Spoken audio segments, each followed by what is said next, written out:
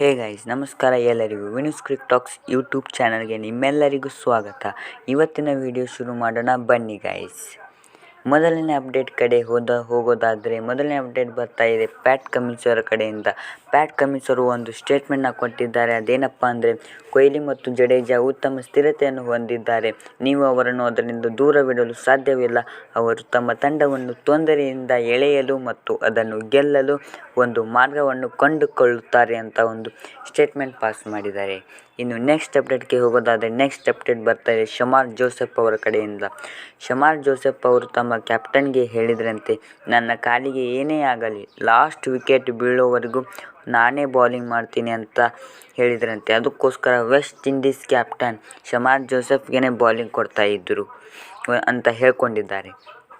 ಇನ್ನು ಶಮಾರ್ ಜೋಸೆಫ್ ಯಾರು ಅಂತ ನೀವು ಕೇಳೋದಾದರೆ, ಶಮಾರ್ ಜೋಸೆಫ್ ಅವರು ಸೆಕ್ಯೂರಿಟಿ ಗಾರ್ಡಾಗಿ ಕೆಲಸ ಮಾಡ್ತಾಯಿದ್ರು. ಅವರು ಸೆಕ್ಯೂರಿಟಿ ಜಾಬ್ಗೆ ರಿಸೈನ್ ಮಾಡಿ ನನ್ನ ಡ್ರೀಮ್ ಕ್ರಿಕೆಟರ್ ಆಗೋದಿದೆ ಅಂತ ಹೇಳಿ ವೆಸ್ಟ್ ಇಂಡೀಸ್ ಟೀಮ್ಗೆ ಡೆಬ್ಯೂಟ್ ಮಾಡಿ ಬಲಿಷ್ಠ ಆಸ್ಟ್ರೇಲಿಯಾ ತಂಡದ ವಿರುದ್ಧ 7 ವಿಕೆಟ್ಸ್ನ ತೊಗೊಂಡಿದ್ದಾರೆ. ಅದು ಇಂಜುರಿ ಇದ್ದರೂ ಕೂಡ 7 ವಿಕೆಟ್ಸ್ ತೊಗೊಂಡು ತಮ್ಮ ತಂಡವನ್ನು ಗೆಲುವಿನ ದಡ ಸೇರಿಸಿದ್ದಾರೆ. ಡ್ರೀಮ್ ಕಮ್ಸ್ ಟ್ರೂ ಅಂತಲೇ ಹೇಳ್ಬೋದು ಗೈಸ್. ನೀವೇನಂತೀರ ಈ ಸ್ಟೇಟ್ಮೆಂಟ್ಗೆ ಕಮೆಂಟ್ ಮಾಡಿ. ಸಿಗೋಣ ಸಂಜೆ ವಿಡಿಯೋದಲ್ಲಿ. ಅಲ್ಲಿವರೆಗೂ ಚೆನ್ನಾಗಿರಿ ಅಂತ ಹೇಳ್ತಾ ಗುಡ್ ಬಾಯ್.